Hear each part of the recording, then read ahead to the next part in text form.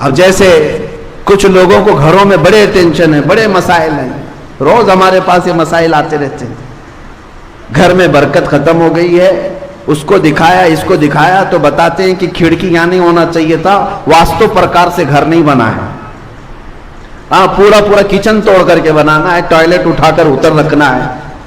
میں کہتا ہوں تم اپنے گھر میں 1000 کھڑکیاں کھول لو، برکت ہوا سے نہیں آتی، برکت موسم سے نہیں آتی. اللہ قرآن میں فرماتا ہے ما یفتح اللہ للناس من رحمت فلا ممسک لها. اللہ جس کے لیے اپنی رحمت کھول دے اسے کوئی بند نہیں کر سکتا. وما یمسک فلا مرسل له. اور اللہ جس کے لیے بند کر دے کوئی اس کا دروازہ کھول نہیں سکتا. اللہ رب العزت قادر مطلق ہے. تمہاری کھڑکیاں ادھر ادھر ہونے سے نہیں، تم اپنا عمل صحیح کر لو گھر کے اندر. اور اس کے بعد میرا چیلنج ہے کوئی کھڑکی بھی نہ ہو، دروازہ بھی نہ ہو. حدیث پاک میں ہے اللہ پر بھروسہ کرنے والا 70 دروازوں کے اندر بھی بیٹھے مولا اسے پتھر سے بھی رزق عطا فرمائے، پتھر سے بھی اس کے لیے رزق کھول دے گا. اور یہ بھی حدیث پاک میں ہے اگر کوئی بندہ اللہ کی ذات پر بھروسہ کر کے اپنے آپ کو چھپانا چاہتا ہے، حضور فرماتے 70 دروازوں کے اندر بھی ہوگا مولا اس کی محبت پوری کائنات کے دلوں میں ڈالتا. یہ تمہارے ذریعے سے نہیں ہوتا، تمہارے توکل اور یقین سے. اللہ کی ذات پر یقین رکھو. یہ تمام چیزوں کے ذریعے نہ برکت آتی ہے نہ برکت جاتی ہے. تمہارے اپنے عمل کی طرف توجہ کرو، تمہارے عمل کی طرف توجہ ضروری ہے. نبی پاک صلی اللہ تعالی علیہ وسلم کی بارگاہ میں چلو. ایک دن حضرت فاطمہ کے گھر گئے. حسنین کریمین چھوٹے تھے، بھوکے تھے، رو رہے تھے. حضرت فاطمہ سے پوچھا کیوں رو رہے ہیں بچے؟ کہا بھوک کی وجہ سے رو رہے ہیں، گھر میں کوئی چیز نہیں ہے، فاقہ ہے. نبی پاک صلی اللہ تعالی علیہ وسلم نے فرمایا فاطمہ نہ گھبرا، تیرا باپ اپنے ہاتھ سے محنت کر کے لائے گا اور تیرے بچوں کو کھلائے گا. خود رسول پاک صلی اللہ تعالی علیہ وسلم مدینے میں نکلے اور چلتے چلتے نواحِ مدینہ میں، مدینے کے خارج میں ایک باغیچہ تھا، اس میں چلے گئے. باغیچے کے مالک سے کہا کیا میں تیرے باغیچے میں مزدوری کروں، تو مجھے اس کی کچھ اجرت دے گا؟ باغیچے کے مالک نے منظوری بھری، کہا کہ ٹھیک ہے میں تیار ہوں، مزدوری کر سکتے ہو. دیکھو میرے باغیچے کے درختوں کو پانی سینچنا ہے، پانی پلانا ہے. تم 1 ڈول پانی بھر کر کے ڈالو گے، میں 2 کھجوریں اجرت میں دوں گا. کنویں سے کھینچ کر کے 1 ڈول پانی بھرنا اور ایک درخت پر ڈالنا اور اس کی اجرت پر صرف 2 کھجوریں. نبی رحمت سید العالمین طٰہٰ و یاسین، ہم غریبوں کے آقا جن کے ہاتھ میں مولا نے سارے خزانوں کی کنجیاں تھیں، انہوں نے 2 کھجوروں کی اجرت پر یہ کام کو قبول کر لیا. گئے خود اپنے ہاتھ سے کنویں میں ڈول ڈالتے، پانی بھرتے، کندھوں سے اٹھاتے اور لے جا کر کے درخت کو پانی ڈال کے آتے. اس پر 1 ڈول پر وہ باغیچے کا مالک 2 کھجوریں دیتا تھا. 3 ڈول میرے آقا صلی اللہ علیہ وسلم نے ڈالے، 6 کھجوریں لی. 4تھا ڈول جیسی ہی کنویں میں ڈالے، رسی ٹوٹ گئی، ڈول گر گیا کنویں کے اندر، رسی الگ ہو گئی. اس بات پر وہ باغیچے کا مالک اتنا غصے میں آیا کہ ہاتھ اٹھا کر حضور پاک صلی اللہ علیہ وسلم کو لگا دیا. کہا تمہیں کام کا طریقہ نہیں معلوم؟ اللہ کے حبیب صلی اللہ علیہ وسلم نے اس وقت تک یہ نہیں فرمایا کہ انا حبیب اللہ، میں اللہ کا حبیب ہوں، یہ نہیں فرمایا، بلکہ نبی پاک صلی اللہ تعالی علیہ وسلم عمل کے میدان میں رزق حلال کے لیے رسی کھینچتے رہے اور اس سے کہتے ہاں یہ مجھ سے رسی ٹوٹ گئی، میں کوشش کرتا ہوں بنا کر کے دے دوں. کسی طرح سے اس کی رسی بنا کر کے دیا اور 6 کھجوریں لے کر واپس لوٹائے.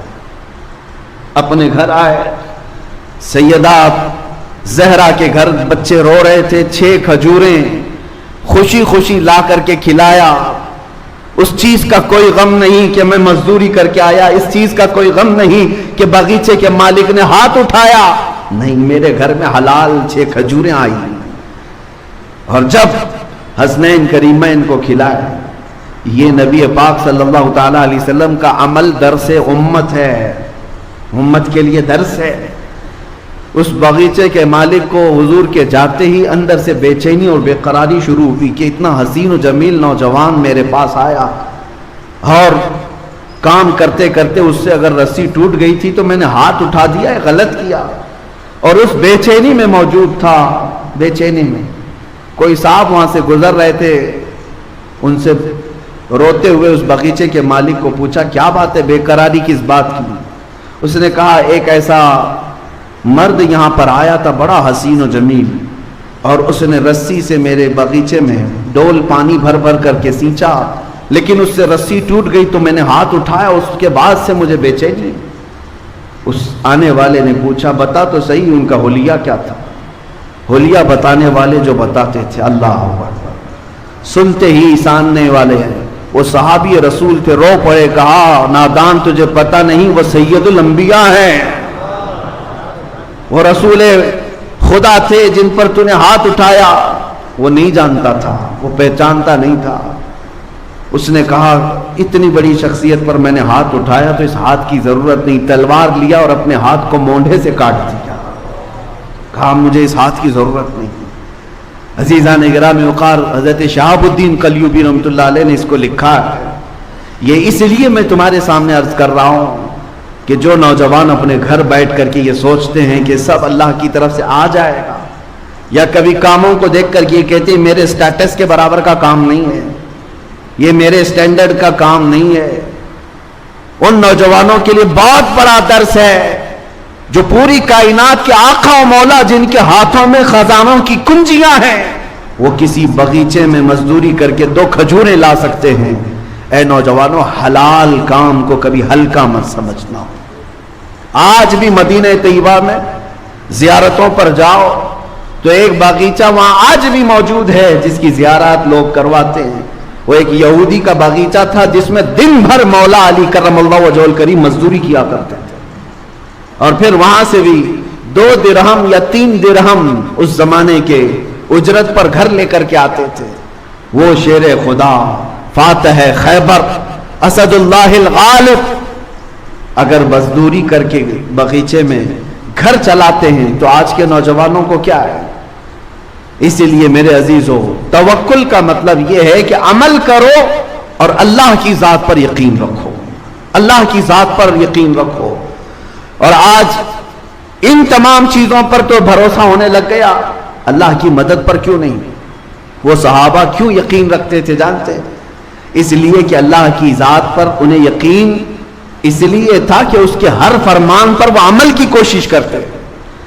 उन्हें देखो, छोटी यानी 50-50 साल के शराब की आदत जिनको थी, एक फरमाने रसूल आया मदीने में, सारे लोगों ने अपने मटके तोड़ दिए, अपने प्याले तोड़ दिए, जो मुंह तक लगा चुके थे वो भी फेंक दिए। नहीं, अब रसूलुल्लाह का फरमान आ गया है। जब इस तरह का अमल हो, अल्लाह उसके रसूल के बाद फिर कुछ नहीं करना, फिर देखो अल्लाह की जात पर भरोसा। कुरान कहता है वमन यतवक्कल अलल्लाहि फहुवा हस्बुह, जो अल्लाह पर भरोसा करे अल्लाह उसके लिए काफी है, अल्लाह उसके लिए काफी है। वो कहां से कैसे हिफाजत करता है फिर देखना तुम। सिद्दीक़ अकबर रज़ी अल्लाह तआला अन्हु फरमाते हैं, गारे सौर में जब नबी पाक सल्लल्लाहु अलैहि वसल्लम के साथ वो मौजूद थे 3 दिन तक, कुफ्फारे मक्का यहां तक पहुंच गए थे। हजरत अबू बकर कहते हैं मैं आसानी से उनकी गर्दनें देख रहा था, वो सब गार के करीब आ गए थे। अगर वो अपने पैरों को उठा देते, पंजों के बल खड़े हो जाते तो हम दोनों उन्हें नजर आ जाते, काफिरों को नजर आ जाते। इतने करीब तक आ गए। तब हजरत अबू बकर सिद्दीक कहते मुझे घबराहट हुई, बेचैनी कि अगर ये पंजों के बल खड़े होकर के देख लें गार में हम नजर आ जाएंगे। नबी पाक सल्लल्लाहु ताला अलैहि वसल्लम से उस वक्त उन्होंने कहा था अब क्या होगा या रसूल अल्लाह। तब मेरे आका सल्लल्लाहु अलैहि वसल्लम ने जो जुमला फरमाया उसको कुरान में भी इरशाद फरमाया। मौला कहते हैं मेरे आका ला तहज़न इन्नल्लाह मअना, अबू बकर घबरा मत, अल्लाह हमारे साथ है। यह जुमला ऐसा है जो पूरी जिंदगी गुजारने के लिए काफी है। बेशक अल्लाह हमारे साथ है। हजरत अबू बकर सिद्दीक फरमाते हैं पूरी जिंदगी भर इस जुमले की वजह से मुझे कभी किसी ताकत से खौफ नहीं आया, कभी किसी ताकत से खौफ नहीं आया। वो जमाना भी याद करें जब आप खिलाफत पर फाइज थे, एक ही साथ 3-3 महाज पर लड़ रहे थे, حضرت اسامہ بن زید کا لشکر بھی روانہ کر رہے ہیں، جو زکوٰۃ کے منکرین تھے ان سے بھی لڑ رہے ہیں، مسیلمہ کذاب جو نبوت کا جھوٹا دعویٰ کیا اس سے بھی لڑ رہے ہیں۔ ایک ہی موسم میں پورا مدینہ خالی ہے۔ حضرت عمر آ کر کے کہنے لگے حضرت ابوبکر سے کہ صدیق اکبر ایک ایک کام اسٹیپ بائی اسٹیپ کرتے ہیں یہاں، ورنہ مدینے میں کیا ہو جائے گا۔ حضرت ابوبکر صدیق رضی اللہ تعالیٰ عنہ فرماتے ہیں اللہ تبارک و تعالیٰ نے جو مجھے طاقت دی ہے، میں اپنی عمر کے کم حصے میں ہر کام کو مکمل کرنے کے لیے اس وقت تک اترا رہوں گا چاہے مدینے والوں کے رانوں کی چمڑیاں بھی اتر جائیں۔ یہ توکل، یقین تھا کہ اللہ تبارک و تعالیٰ میری مدد فرمائے گا۔ حضرت عمر کہتے ہیں اس دن مجھے اندازہ ہو گیا کہ حضرت ابوبکر کے سینے کو اللہ نے کتنا مضبوط کیا۔ یہی ایمان ہے میرے عزیزوں، یہی توکل ہے۔ آؤ نبی پاک صلی اللہ تعالیٰ علیہ وسلم کے فرامین کو یقین کے ساتھ عمل کر لینا، اس کے بعد پھر زندگی کا لطف بھی کچھ اور ہوتا ہے۔ آپ نے دیکھا ہوگا میں سورہ بقرہ کی تفسیر برسوں سے کرتا ہے، آپ کو بھی پتا ہے، یہاں پر تفسیر بھی ہوئی۔ سورہ بقرہ گائے کا نام ہے نا، بقرہ گائے کو کہتے ہیں، اور اس سورہ کا نام ہی گائے ہے۔ واقعہ جو پیش آیا تھا بنی اسرائیل میں، ایک آدمی مالدار آدمی قتل ہو گیا تھا اور قاتل کو ڈھونڈنا تھا، کون مرڈر کیا ہے۔ حضرت موسیٰ علیہ السلام کے پاس قوم آئی، کہا کہ اس کا قاتل کون ہے معلوم کیجئے۔ اللہ سے انہوں نے دعا کی تو اللہ نے فرمایا ایک گائے ذبح کرنے کے لیے کہو۔ کیسی گائے چاہیے تھی؟ ایسی گائے جو کسی نے پالا نہ ہو، ایسی گائے جو دیکھنے میں پیلے رنگ کی ہو، آنکھوں پر بھا جاتی ہو، خوبصورت ہو، نہ کبھی کسی کھیتی میں کام کی ہو۔ اس طرح کی گائے اللہ نے قرآن میں فرمایا وہ ذبح کریں اور اس کی پونچھ لے کر کے وہ مرے ہوئے آدمی کو ماریں، وہ خود زندہ ہوگا، بتائے گا اسے کون قتل کیا۔ یہ اللہ کا امتحان بھی تھا، ایک آدمی قتل ہوا ہے، اس کو جانچنے کے لیے گائے کا کیا تعلق ہے۔ یہاں پر بھی میرے عزیزو یہ تعلق ڈھونڈنا تمہارے اور ہمارے کاموں میں ہو سکتا ہے، اللہ کے کاموں میں نہیں۔ تم یہ نہ پوچھو کہ اس کام کا اس سے کیا تعلق۔ بہرحال میں واقعہ شارٹ میں بتا رہا ہوں، یہ گائے ان کو کہاں ملنی تھی، ڈھونڈنا تھا۔ اتفاق ایسا اسی زمانے میں ایک نیک آدمی، اس کا ایک چھوٹا بیٹا تھا، بیوی تھی، گھر چھوٹا سا تھا، چھوٹی سی فیملی، لیکن وہ بندہ بڑا پرہیزگار، اچانک بیمار ہوا۔ اس کے گھر میں کوئی چیز نہیں تھی سوائے ایک گائے کے بچیا، ایک گائے کی بچیا تھی، چھوٹی سی تھی۔ اس نے دیکھا کہ بیماری اس کی بڑھتی جا رہی ہے اور مرنے کے قریب آ گیا۔ میری بیوی اور بچے کی دیکھ بھال کون کرے گا؟ ہم تو انویسٹ کر کے چلے جائیں یا نامینیٹ تو کر دیں، بیوی کے نام اتنی جائیداد، بچے کے نام اتنی جائیداد، فلاں بینک میں کچھ رکھ کر کے جائیں۔ لیکن اس اللہ والے نے اس گائے کی بچیا کو اٹھایا اور جنگل میں لے گیا۔ جنگل میں لے جا کر کے چھوڑ کر کے اللہ کو پکارتا ہے، اے اللہ تیرے سے بہتر حفاظت کرنے والا کوئی نہیں، میری موت کے آثار قریب نظر آ رہے ہیں اور میرے گھر میں میرا بچہ چھوٹا ہے، میں یہ گائے کی بچیا تیرے حوالے کر رہا ہوں، جب میرا بیٹا جوان ہو جائے تو تو اسے یہ لقب دینا۔ یہ توکل کا اعلیٰ درجہ ہے۔ جنگل میں لے جا کر چھوڑنے کی کیا ضرورت، میدان میں ہی چھوڑ دیتا، وہ گائے ادھر ادھر چرتی پلتی نہیں، جنگل میں جبکہ بھیڑیا بھی ہیں، شیر بھی ہے، کوئی بھی کھا جاتا۔ یقین کا درجہ یہی تو سمجھ میں آتا ہے کہ اللہ کی ذات پر کیسا بھروسہ تھا۔ چھوڑ کر کے چلا آیا اپنے گھر، اپنی بیوی کو بتایا میں جنگل میں اللہ کے نام پر ایک گائے چھوڑ آیا ہوں، جب میرا بیٹا جوان ہو جائے تو اسے کہنا جا کر کے اللہ سے وہ مانگ لے۔ کیا تعلقات تھے اپنے رب کی ذات سے، کیسے تعلقات تھے۔ ہونا تو یہی چاہیے کہ تم کہیں تھک جاؤ، اس کو سنانے سے بہتر ہے مسجد میں آؤ، سیدھے اپنے اللہ سے باتیں کرو، اللہ کو سناؤ کہ مولا میں تیرا بندہ ہوں، تو میرا خدا ہے، میں جاؤں تو اس کے ہاں کیوں جاؤں، تیرے دربار میں آتا ہوں۔ اس میں جو لذت ہے دل کے اندر وہ کہیں نہیں ملے گی۔ دوسرے کو سناؤ اپنی تکلیف، آج ہو سکتا ہے تسلی دے دے، کل چار کو بتائے گا دیکھا فلاں جو ہے اتنی مصیبت میں ہے، تمہیں تو وہ ہر جگہ بے عزت کرتا رہتا ہے، لیکن مولا کی شان یہ ہے تمہاری چیزوں کو چھپاتا بھی ہے اور نوازتا بھی ہے۔ وہ بچہ جوان ہوا، بیوہ عورت تھک گئی تھی کما کر کے کھلا کر کے، اپنے بیٹے سے کہتی ہے بیٹا دیکھ اب میری بھی عمر ساتھ دینے چھوڑ چکی ہے، تیرے باپ نے ایک گائے کی بچیا جنگل میں چھوڑی تھی، وہ ہو سکتی ہے بڑی ہو گئی ہوگی، گائے بن گئی ہوگی، تو جا اللہ کے نام پر پکار، شاید وہ تجھے گائے مل جائے, اس کو بیچ کر ہم اپنا گھر چلا لیں. یہ نوجوان جنگل میں گیا اور پکارنے لگا, یا رحمان, اے اللہ, میں فلاں کا بیٹا ہوں, میرے باپ نے تیرے حوالے ایک گائے کی بچھیا کی تھی اور تیری حفاظت میں چھوڑ کر گیا تھا, اب میں جوان ہو گیا ہوں, وہ گائے مجھے لوٹا دے. جنگل میں وہ پکار رہا تھا, اچانک دیکھا ایک بہت ہی صحت مند گائے اس کے سامنے آنے لگی. یہ وہی گائے تھی جو بالکل پیلے رنگ کی تھی, یہ وہی گائے تھی جو نہایت دیکھنے میں خوبصورت تھی اور نہ کسی کی پالی ہوئی تھی نہ کسی کی کھیت میں جوتی ہوئی تھی. یہ اس نوجوان کے ہاتھ میں آئی, لے آیا, ماں سے کہا گائے مل گئی, اور ماں نے کہا ٹھیک ہے جاؤ بازار میں بیچ دو اس کو. اللہ کی ذات پر ایک بندہ توکل کر کے گیا ہے, اپنے بیٹے کو, اپنی گائے کی بچیا کو حوالے کر کے گیا, اور مولا بدلے میں کیا دیتا ہے لوگوں کو یقین نہیں ہے. کیا رب تعالیٰ اس کو لوٹا کر دیتا ہے؟ خالی گائے لوٹا کر دے دیا حفاظت کے ساتھ؟ نہیں. گائے جب آئی تو ماں نے کہا بازار میں بیچ دینا. کتنی میں؟ ماں نے کہا 6 درہم میں بیچ دو, اتنے ہمیں ضرورت ہے, لیکن جتنے پر سودا طے ہو جائے پہلے مجھ سے بات کرنا. وہ بازار میں گیا, 2 لوگ آئے, پوچھا کتنی قیمت ہے؟ کہا 6 درہم. اس لڑکے نے 6 درہم قیمت بتائی. خریداروں نے کہا نہیں, ہم 12 درہم میں خریدیں گے. یہ تو پہلی مارکیٹ ہے, ڈبل میں سامنے والا خرید رہا ہے, گھٹا کر کے لیا جاتا ہے. تو نوجوان لالچ میں بیچ تو سکتا, مگر وہ ایک صالح کا بیٹا تھا. کہا میں اپنی ماں سے پہلے بات کروں گا پھر بیچوں گا. آیا, ماں سے کہا میں تو 6 میں تیار تھا لیکن سامنے والے 12 میں خریدنا چاہ رہے ہیں. ماں نے کہا ٹھیک ہے جاؤ اب 12 اس کی قیمت لگاؤ. وہ تو چلے گئے. دوسرے 2 آئے, کہا کتنے کی ہے؟ 12 درہم کی. انہوں نے کہا ہم 24 میں خریدیں گے, ہم 24 میں خریدیں گے یہ گائے کو. اس نے کہا نہیں, میں اپنی ماں سے بات کر کے آتا ہوں.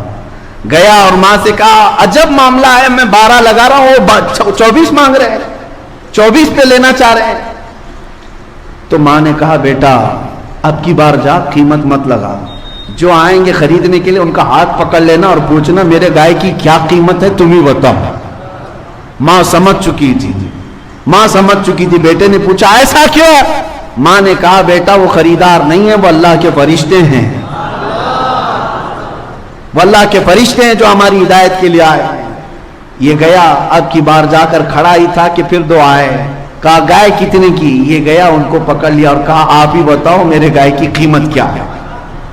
ان لوگوں نے کہا اے نوجوان تیری گائے 6 درہم 12 درہم کی نہیں ہے, انتظار کر, ایک جماعت ابھی یہ گائے ڈھونڈنے کے لیے آئے گی, اسے ضرورت ہے اس گائے کی. اور قیمت کیا؟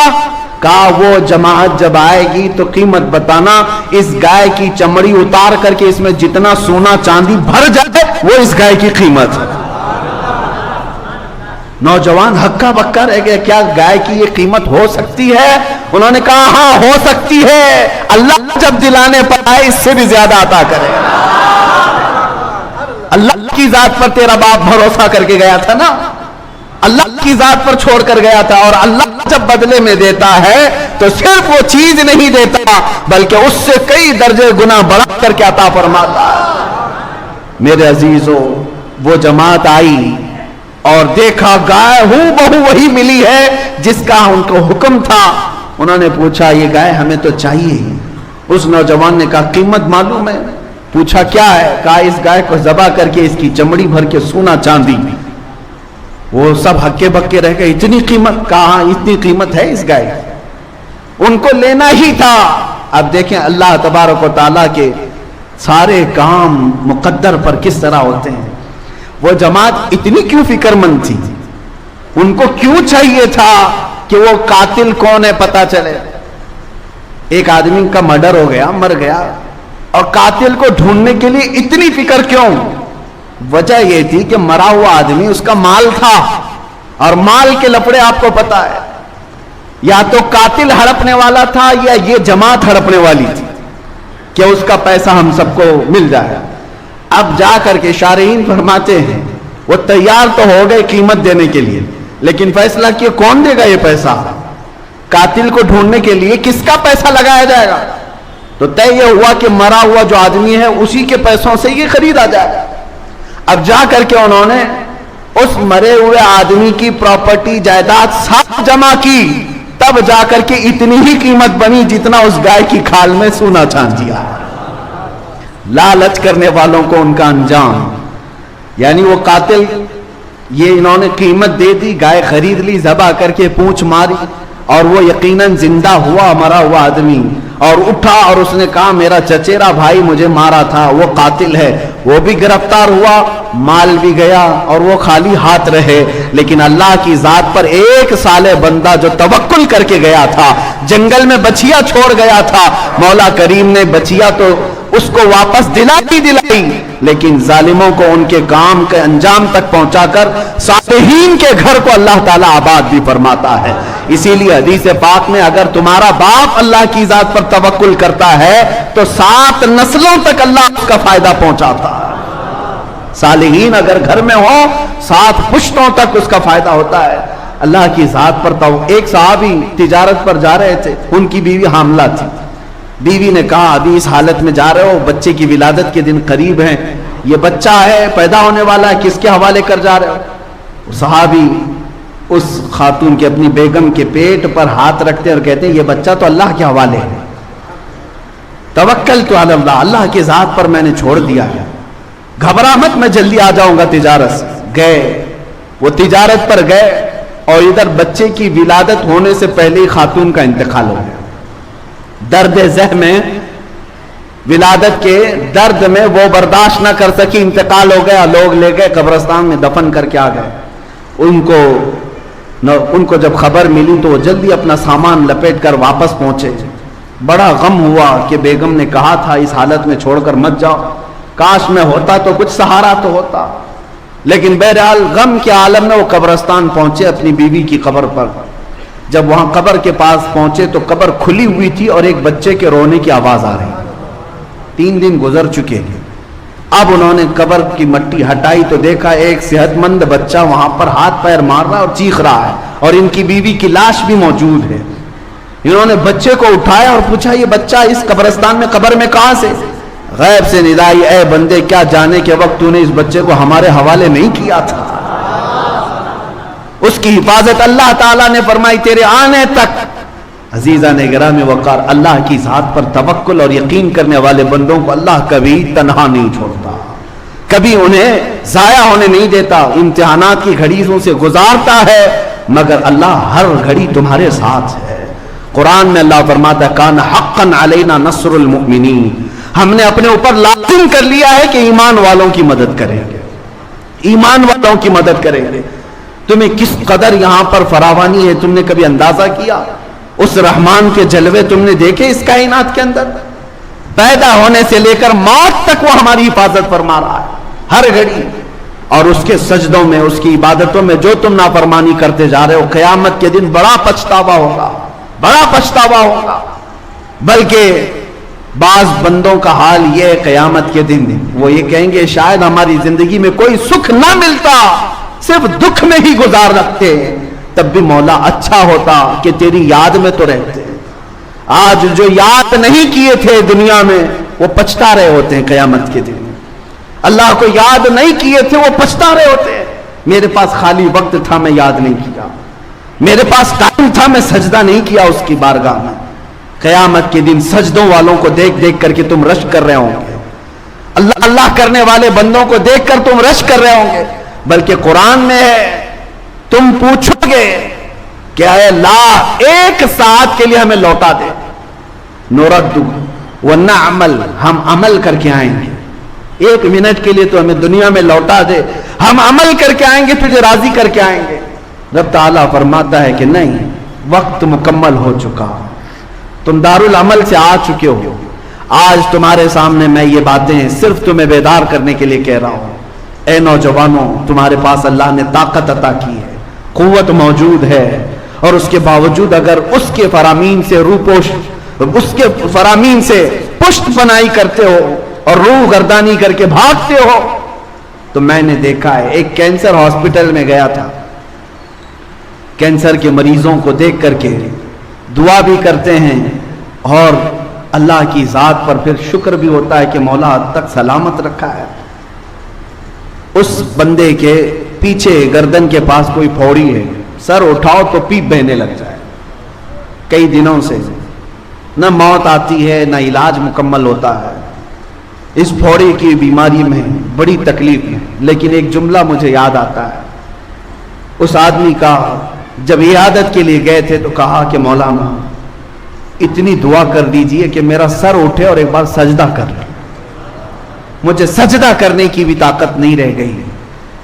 मेरे अजीज तो उसकी ख्वाहिश है, लेकिन मैंने महसूस किया कि जिनके सर अल्लाह ने सलामत रखे, ना कोई फोड़ी ना कोई जख्म, और सर अकड़ाए हुए दुनिया में घूम रहे हैं, कल को अगर तुम्हें कोई चीज हो जाए तरसते रह जाओगे कि मुझे सजदा करने की ताकत भी नहीं रह गई।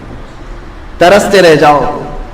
तुम्हें अंदाजा नहीं है मेरे अजीज हो, कुछ लोगों को हमने बिस्तर पर देखा है जुबान भी हिलना बंद हो चुकी होती, जुबान भी नहीं हिल पाती, और उनकी शिद्दत से ये ख्वाहिश होती है जुबान हिले तो अल्लाह अल्लाह करूं, उसके अलावा कोई है ही नहीं ज़ात जो हमें इन तमाम चीजों से नजात दे दे। इसीलिए कहा बुजुर्गों ने, हासिबू क़ब्ल अन तुहासबू, अपना हिसाब खुद कर लो इससे पहले कि तुम्हारा हिसाब शुरू हो जाए। तुम्हारा हिसाब शुरू हो जाए इससे पहले तुम अमल में आ जाओ। और बुजुर्गों ने ये फरमाया, आज पूरी जिंदगी भर मौला एनी टाइम राजी है, एनी टाइम कि तू बंदा आकर मुझसे सुलह कर ले, बंदा आकर मुझसे सुलह कर ले, लेकिन बंदा अकड़ता है, इसे सुलह नहीं करना है। हजरत बहलूल दाना के मुतालिक यही तो कहा गया कि वो एक चौक पर बाजार में बैठे हुए थे, खलीफा का गुजर हो रहा था, पूछा क्यों बैठे हो बाबा?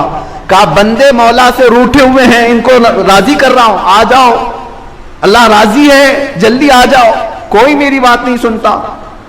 एक दिन कब्रिस्तान में बैठे हुए थे, खलीफा ने पूछा यहां क्या कर रहे हो? कहा बंदे तो मान गए मगर वो नहीं मानता। मरने के बाद तो हर कोई मान रहा है। अब रब तबारक व तआला को मनाने लगा हूं, तुम्हारे पास अभी बहुत गनीमत का वक्त मौजूद है, मौत से पहले बहुत गनीमत का वक्त मौजूद है। 5 चीजें मैं जिक्र करके अपनी गुफ्तगू को समेटता हूं। मेरे आका सल्लल्लाहु अलैहि वसल्लम की एक हदीस है, अल्लाह के हबीब सल्लल्लाहु ताला अलैहि वसल्लम इरशाद फरमाते हैं, 5 चीजों को 5 चीजें आने से पहले गनीमत जानो। कौन सी? अल्लाह के हबीब सल्लल्लाहु अलैहि वसल्लम फरमाते हैं, शबाबक क़ब्ल हरमिका, अपनी जवानी को गनीमत जानो बुढ़ापा आने से पहले। जवानी है आज, बुढ़ापा आने से पहले उसको गनीमत जानो, अमल कर लो।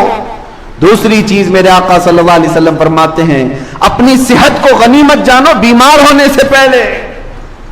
बीमारी में फिर तुम कुछ नहीं कर पाओगे, सेहत को गनीमत जानो। और तीसरी चीज मेरे आका फरमाते हैं, अपनी मालदारी आज कुशादगी है, इसको गनीमत जानो मोहताज होने से पहले। फकीर हो जाओगे उसके बाद कुछ नहीं कर सकोगे। चौथी चीज मेरे आका फरमाते हैं, आज हो सकता है फिराग का कबल शुगल का, यानी तुम फारिगुल हाल हो। आज उन नौजवानों से कहता हूं अभी उनके ऊपर कोई जिम्मेदारियां नहीं आई, तुम्हारे मशगूल होने से पहले अपने फारिग वक्त को गनीमत जानो। इसमें बहुत कुछ कर सकते हो, बाद में फिर तंगियां आएंगी। हम महसूस करते हैं जिम्मेदारियां कैसे बढ़ती चली जाती हैं और उसके बाद वक्त कैसे खत्म हो जाता है। नौजवानों को एहसास नहीं होता उनके पास कितना वक्त बाकी है, न बीवी का न बच्चों का, किसी का नहीं है, छोटे मोटे काम है, लेकिन उसको ये इंजॉयमेंट में गुजार रहे हैं। रात भर गेम खेलते हुए, रात भर इंटरनेट सर्च करते हुए तुम अपने फारिग वक्त को बर्बाद कर रहे हो। जब तुम मशगूल हो जाओगे ये दिन याद करोगे, वो दिन अच्छे थे। गनीमत जानो। 5वीं चीज जो सबसे बड़ी है, मेरे आका सल्लल्लाहु अलैहि वसल्लम फरमाते हैं, जवानी को बुढ़ापे से पहले, सेहतमंदी को बीमारी से पहले, मालदारी को मोहताजी से पहले, फारिगुल हाली को मशगूली से पहले, ये सब अपनी जगह पर, लेकिन जिंदगी को गनीमत जानो मौत आने से पहले। हो सकता है बीमारी में कुछ काम कर ले जाओगे, बुढ़ापे में कुछ काम, लेकिन मौत आने के बाद तो कुछ नहीं हो सकता। सारे अमाल मुनक़ता कर दिए जाएंगे, सब खत्म हो जाएगा।